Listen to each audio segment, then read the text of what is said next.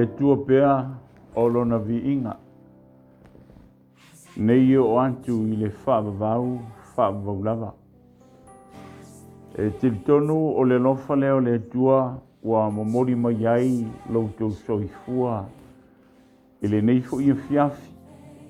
Wai uai o tiute mo whiau mga luenga sa whiangai ai i le nā malama utu nai. O le aso lima fo i o le neitu sanga fau talo na tātu savalia. Ve leo le leo le uauna. Whai masui fo i o le uwhinga luenga i vikolia i SISDAC. E whaitalo whantuai i lausunga li tite i au ao le tātu ngā luenga Pastor Willie ma le whalitua o le no whalo. I oe fo i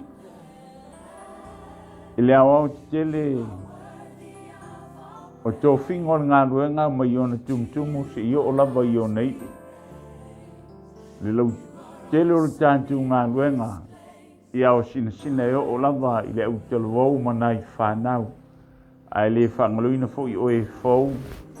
Mai se lantou o uso sa moi so o stafa. Oe o lo mwhaina maua lo uleo i le nei fiafi. Fifia u te whatalo whantu li swafa manu malo o Yesu Kirisa. Lo tantu oli i ma lo tantu whaona. Alo whalentua whamnuia i lau whafonga i le nei fiafi. Se upu e ala i le fionga le tua i te ina i tantou. Walawina ia lau whafonga e Yesu pese e langina. E te tala inai la tantu sauninga po o le whiau a le tua i le nei fiafi. Whaftai.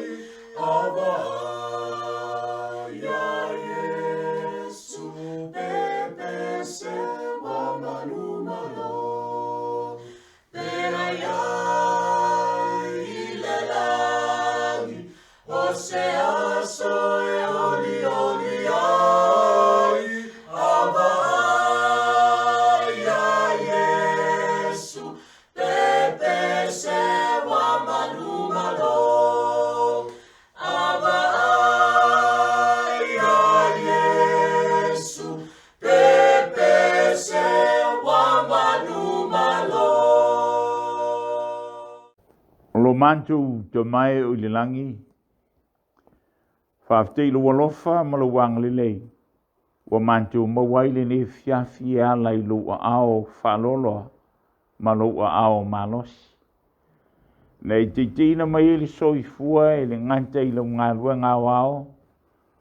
I lo e kalisia a sofitu sa motu to tasio ni te fio mai. Ai whapenai ni isi o mātou uso o wō o e masani mai ngai lan tino. Mwhaina mātou maua le nei whilo inga ala i upenga te whai langi. Na o le leo lau o nā lofa ngang po ia. Se i e whau lau me whi ngā luenga. E le ngante fo ina le ngana e whanauina le tuasa. Ai whapenai le whafonga alo e kale siao ao. Manisi o sio mātou tino. I nei mwhaina vea o lau fionga i le nei fiafi. e tō sina joai ma si tia joai mātou I lau fia. Whaamnuia mai I lou lava suafi su o le malau tui nei. Amen.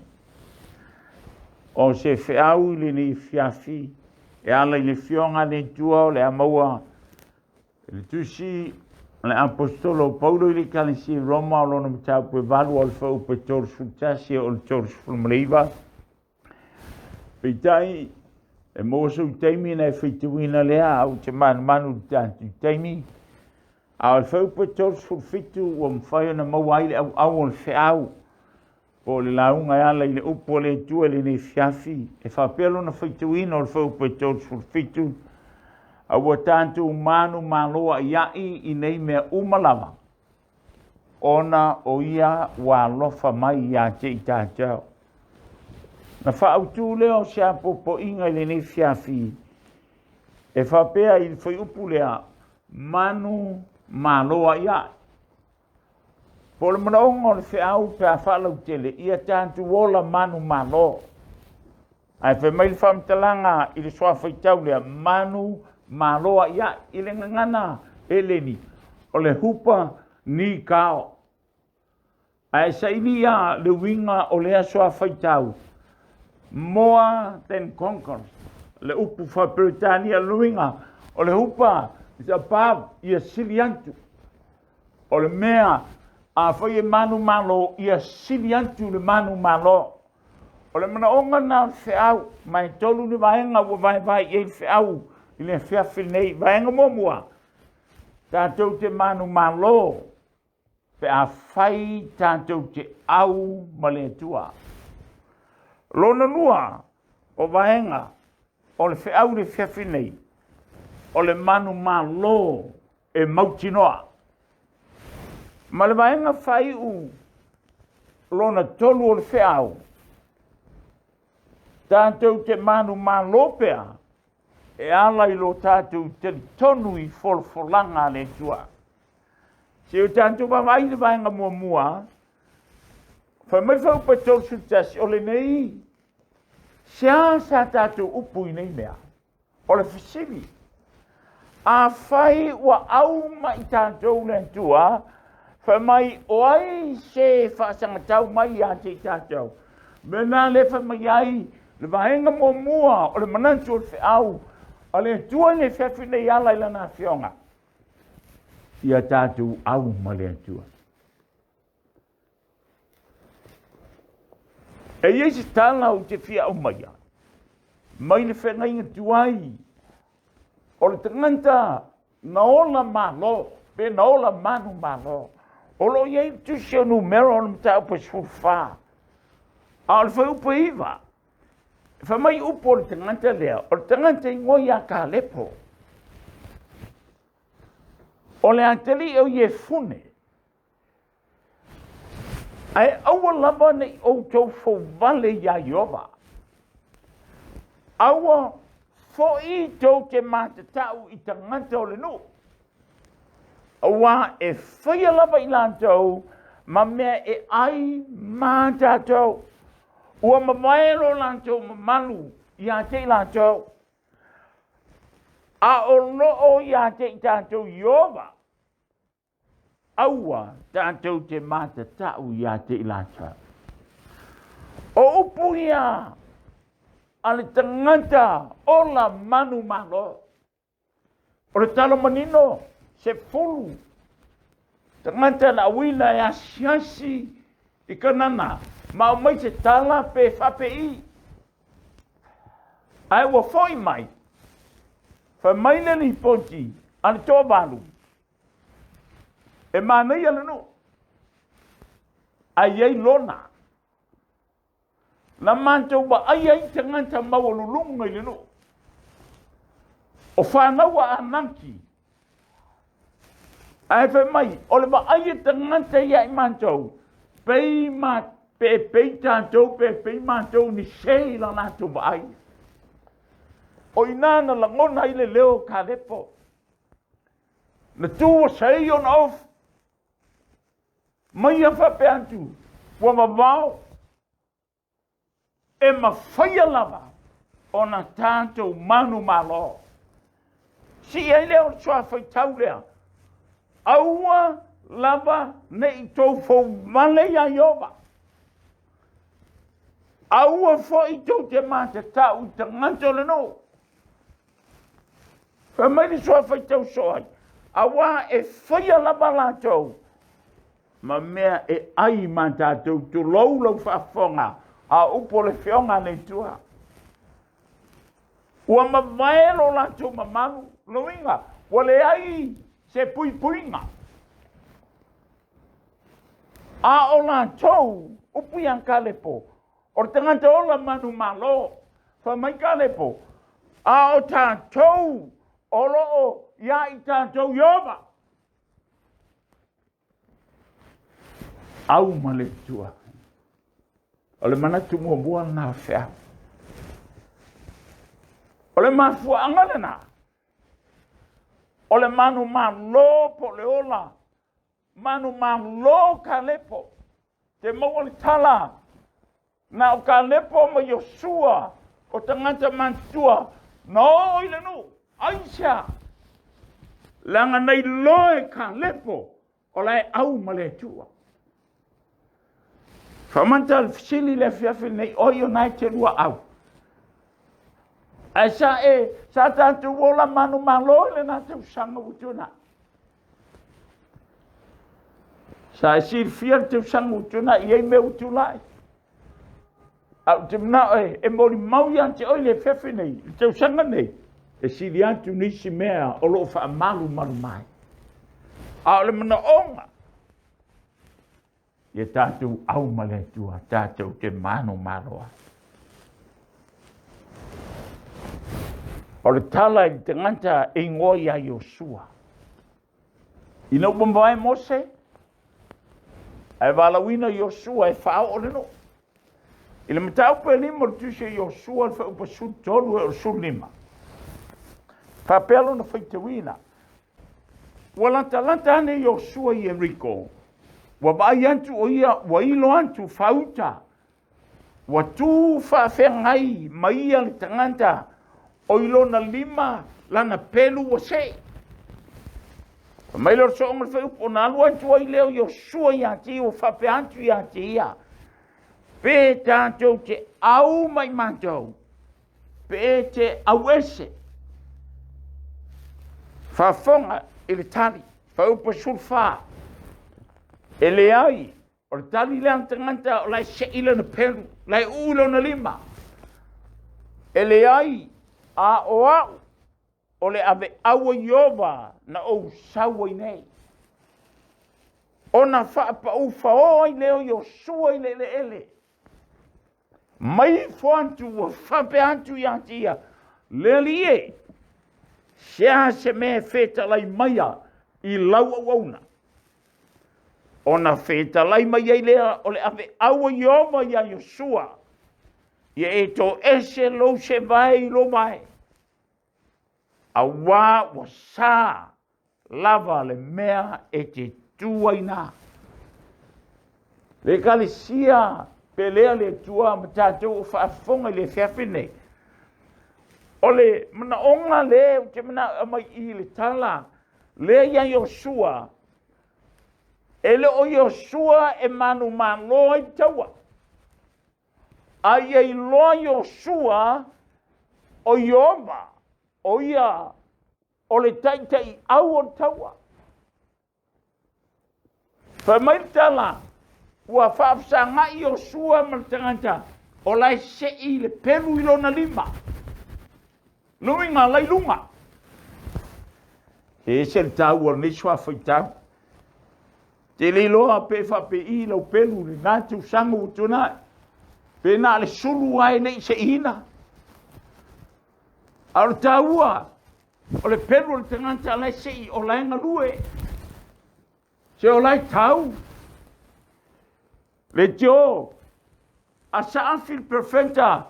Ne o misquopo. Perfecto Isaia. E wha o matia le tanganta. E whaia ngā luenga ma le wha vai.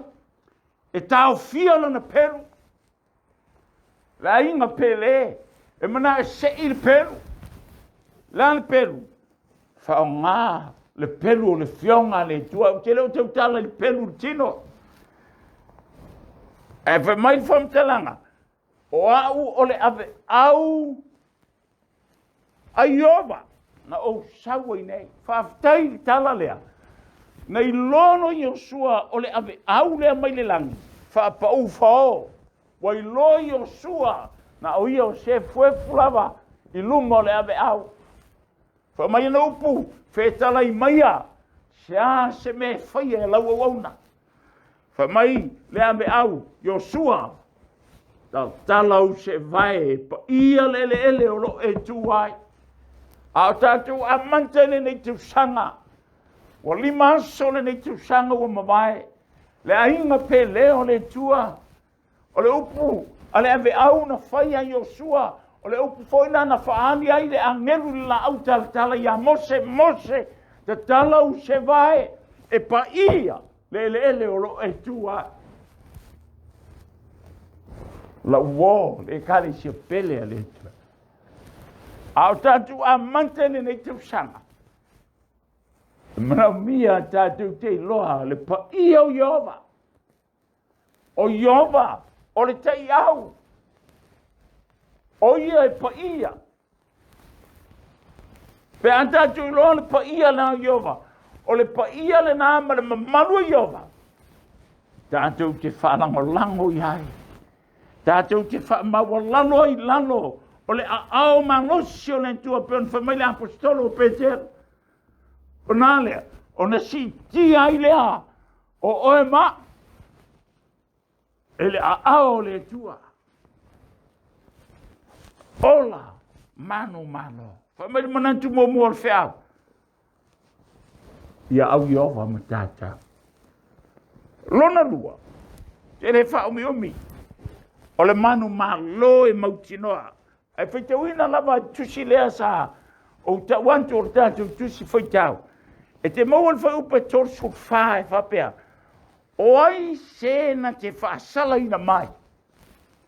O ke riso o ia. Ea, na maliu au ato e tū mai lava o ia. O lo i le tū tau matau o le tua. Ea, o lo o whautua foi o ia mo i tātou. Amen. O le manu malo mautinoa. Ea, e lei se whasala ina mai tātou. Ona o ke riso o maliu. Amen. Vai masui o e maa. E le ingata i le tunga mau. Le fe mai ele apostola tusi Korinto. Momor Korinto sulima. E leo tie. O feo i eilo tui. Le tunga mau e. O fea o i eilo manu malo. Aisha. Ua toi tū le li. O le mafuanga na fe mai vaenga lona lua. O le manu malo mautinoa.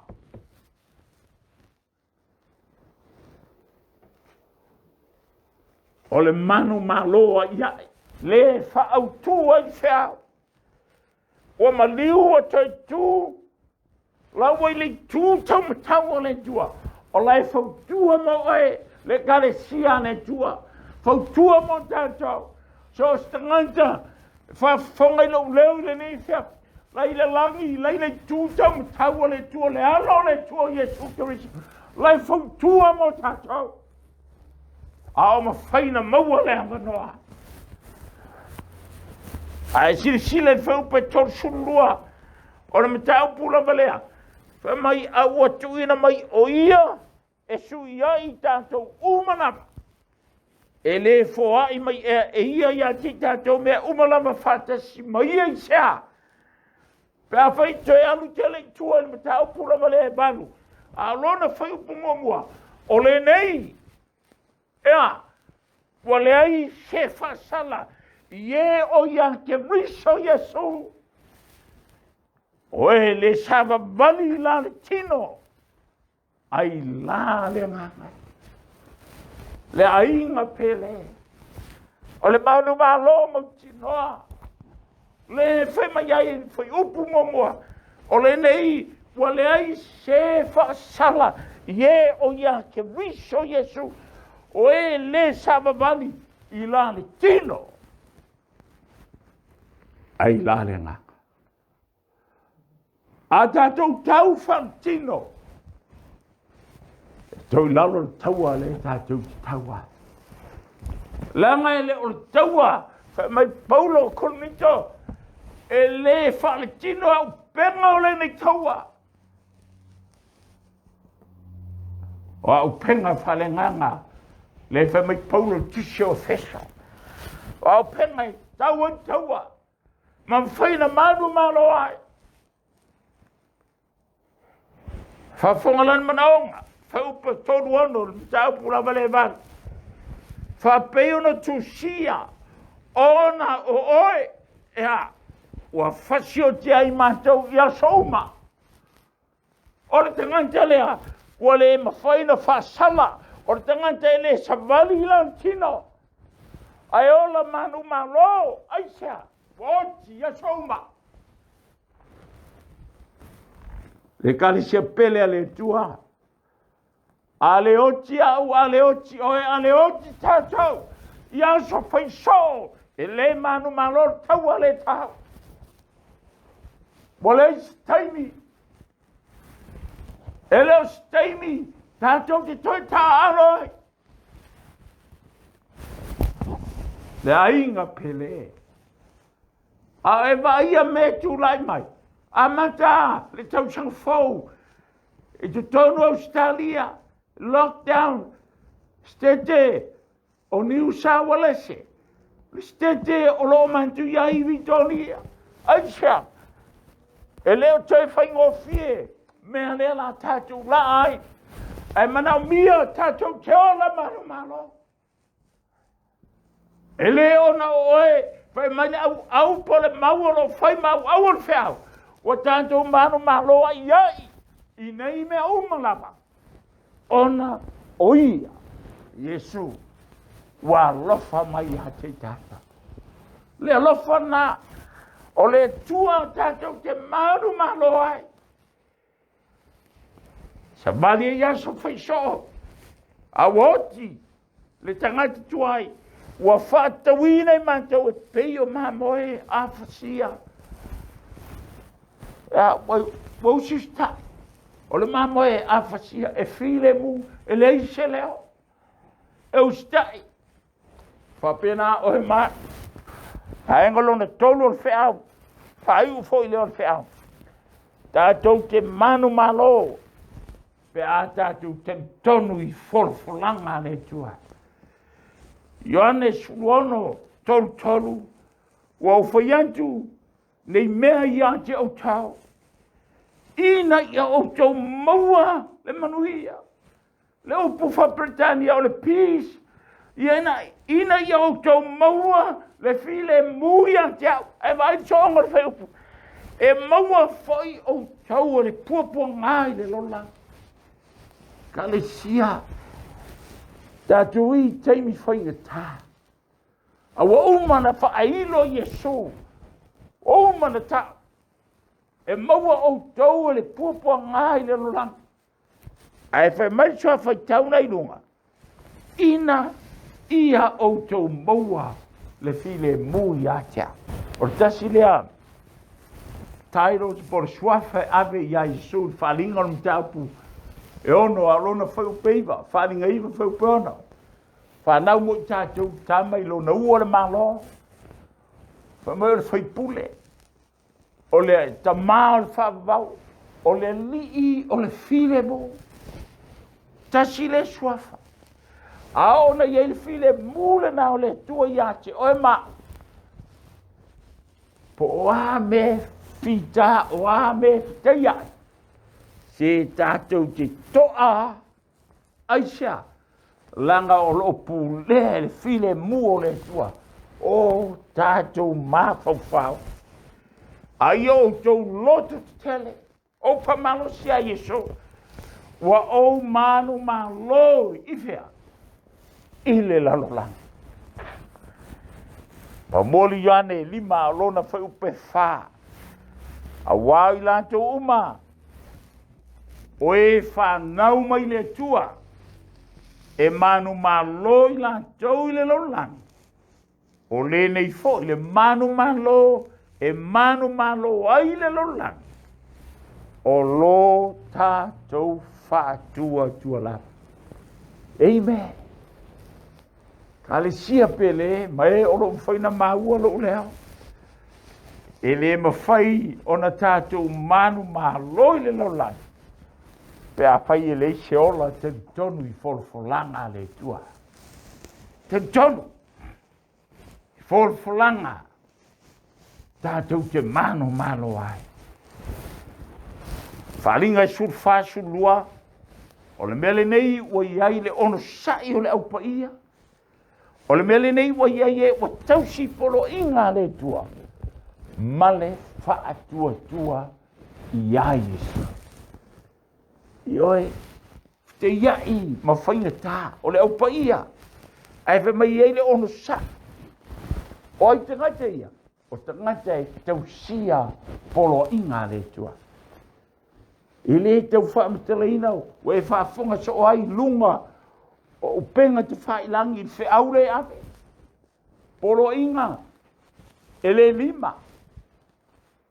Ele valu, ele iba. Ai se fogo, polo inga le tua. E tausi. E afia i mal polo inga lo na fa. O le sapati o le tua. Fa mai o le mele nei o iai le ono sai o le au paia. Asi lea fua o le nganga e whainga tā na maua i tātou. Nā la alanga o no sai. Te loa ana hape e iei se lau papatele e tu se le upu o no sai. A e sile o no sai. E māngia no na whaalewina. A e leo mawhai na moni e whaai loa ma whaatino i tonu o le soifuanga. Ma le tangata i tonu. E lava o no sai. So se mea titi a. A vai e foi, ua e fa pepe atu. Si me tite tu lai mai, e tau foi. He mana o mia le ono sai, o le au paia. E le ngante le o lantou i e tau si poro inga. A iai ma le fa atua tua. Roma e valu, fa upa sul valu, fa mai paulo. Roma, o lo manatu e le tau, o na fa atu saina ti ngā, i nei ona po. Mana manuia tali e whaari mai a te tata. E sili lona mamafa. Manuia o sa nia e le tua. Salamo e whaasu ono le mauwhaiu. Pese o whanau ngā koru. O le tua o lo tātou manuia. Ma lo tātou malos. Ea. E whai oia ma fisosoani sili. I pua ngā. Wholwholanga nā le tua mo tātou. Ala mana o ngā on whiau. I tātou manu māloa ia. Nei te sanga o tātou whaiwina le asolona lima. Lona ono tae au. Tātou savali. Savali e manu māloa. E mafua. Momua. Pea au le tua me tata. Lua. Pea iloa mautinoa o le manu malo. Manu malo mautinoa. Tolu. Tali tonu i wholwholanga le tua. Mai leu tua le whiau. Hupa nika. Le ngana e lenga. O le hupa o le apap luminga. Ia siliantu. Ia mawai. Se mea. Tātou te manu mā loa, ma whai ai pēr. Le me whina ngano i le tua. Se i o i le aso e whaola i nai. I le suafo Yesu. Amen. Lo mātou te mai o i langi. Ua whai wina le whiau le nei whia. A le olenga lau o ona. Sa pena, pai nea oi a aio whila ngalo malonto te Judas. Ina ia vea ila upu le nei whiawhi o se whawhangu. E toe sanga wha malo si ai lo lātou soifua mo lo mātou ola. Ina ia manu mālo pea, le li ie, le whiau o lo o aveina. Ina ia le nganta e tā pena ina atili ai mātou malono. A o nganga e mawhaina tō sina atu i ate ai. Whamnia lau nuu le li ie i le nei ia fiafi, pe a whengai ma malo longa le nei pō alofa manutia lo lātou soifua i ua au. Moli ai lo lātou soifua mo lo mātou wola. Tāna soifua mātou ki toi wheiloa i ei pei lunga upenga te whailani. Ai tu mauro lava veen.